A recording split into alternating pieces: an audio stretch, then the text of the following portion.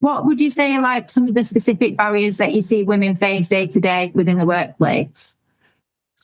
Yeah, great question, Sarah. So I'll talk about two aspects. So there's external barriers in the workplace. For example, unconscious bias. That's still a big issue for women around, promotions and hiring around pregnancy, when women are moving into leadership roles and being seen as too emotional or too direct. I've seen women be spoken over.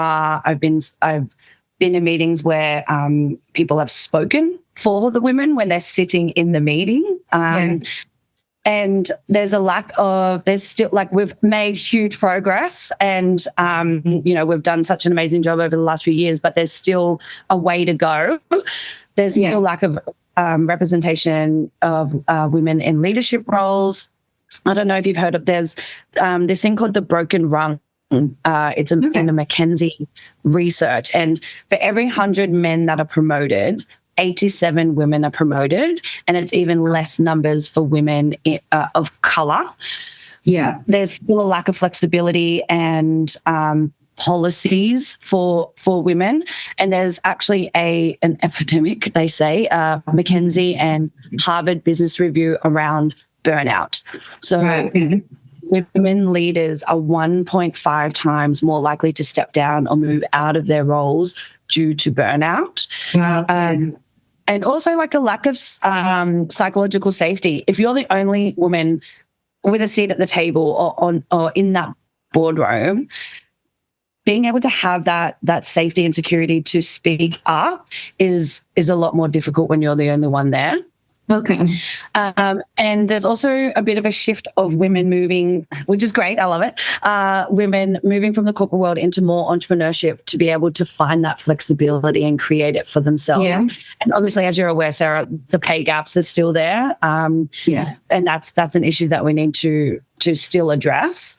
And I guess on the flip side, the inner barriers of women just not advocating for themselves and the self-doubt and the confidence that's stopping them and getting their own way and tying their worth to the job title and having to be perfect before they feel ready. Like women have to feel 100% ready to go for a role before they do. So they're the external and internal. And I guess the way that I would suggest addressing this is normalizing flexibility and the inclusive policies in your businesses, drive leadership pipelines. Sorry, continue. Build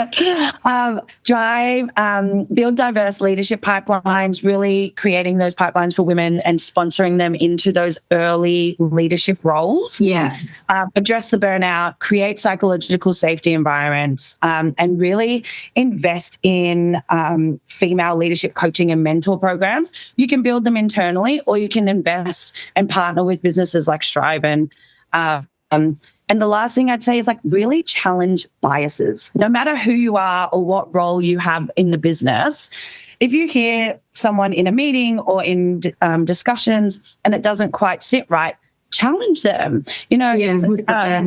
Have those open, transparent conversations. You also have to be open to being challenged and having those conversations too. But having honest, open conversations in the corporate world is going to push us forward and innovate where we need to.